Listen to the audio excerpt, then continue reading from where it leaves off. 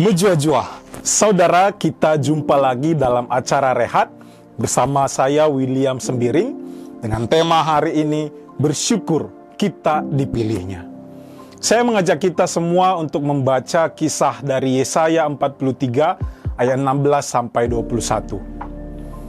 Saudara sekalian, pernahkah kita berpikir kenapa Tuhan memilih bangsa Israel menjadi umat kepunyaannya? Kenapa pada waktu itu dia tidak memilih dari keturunan Esau dan lebih memilih dari keturunan Yakub, yang kita tahu adalah seorang pembohong? Saudara yang terkasih, pasti masih kita ingat dengan jelas kisah Yakub yang menipu Ishak dan mengambil hak kesulungan dari Esau.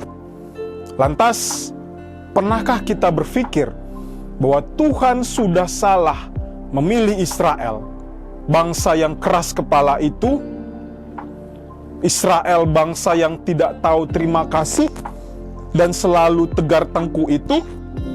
Seakan-akan Tuhan sudah dibodohi oleh tingkah laku bangsa Israel yang suam-suam kuku. Mungkin seperti kata pepatah ya, panas-panas tai ayam.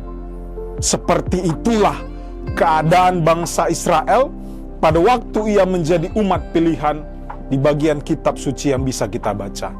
Lantas di bagian Yesaya 43 ini secara keseluruhan sebenarnya menceritakan kisah kebesaran Allah yang membebaskan bangsa Israel dari tanah pembuangan secara tidak terduga.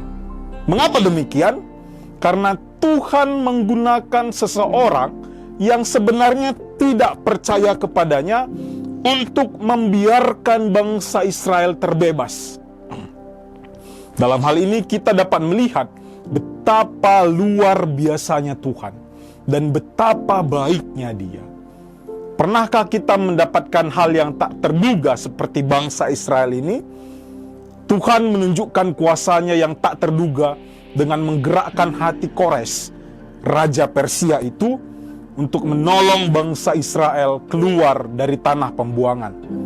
Kemurahan hati Tuhan jelas tergambar bagi setiap manusia yang lemah dan tidak berdaya di hadapan Tuhan. Dan Tuhan tidak memilih mereka yang sudah berbuat baik saja, karena Tuhan adalah kebaikan itu sendiri. Dan Tuhan tidak memilih orang karena mereka berbuat benar saja, karena Tuhan sendiri adalah kebenaran itu. Ingatlah saudara yang terkasih bahwa Allah memilih karena Dia tahu kita membutuhkannya.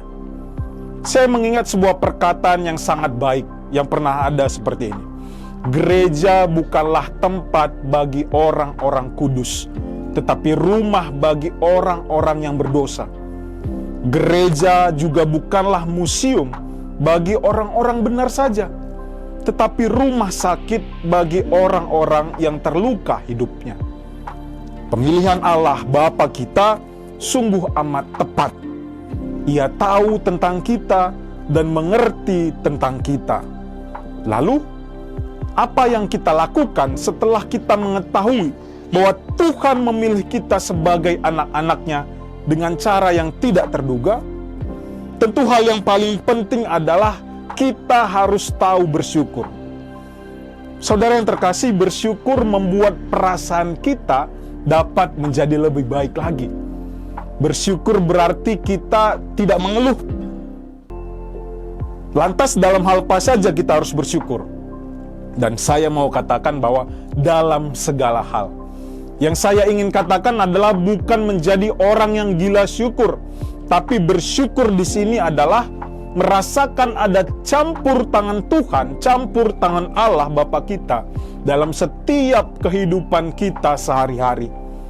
Meskipun dalam keadaan sedih, dirundung musibah, kita harus tetap percaya bahwa Tuhan memiliki rencana yang tidak terduga seperti Ia menyelamatkan bangsa Israel tadi.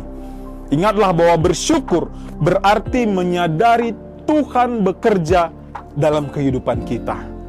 Dan biarlah rasa syukur ini terus bertumbuh dalam kehidupan kita sehari-hari sebagai orang Kristen.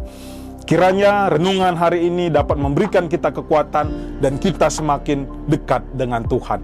Menjua-jua.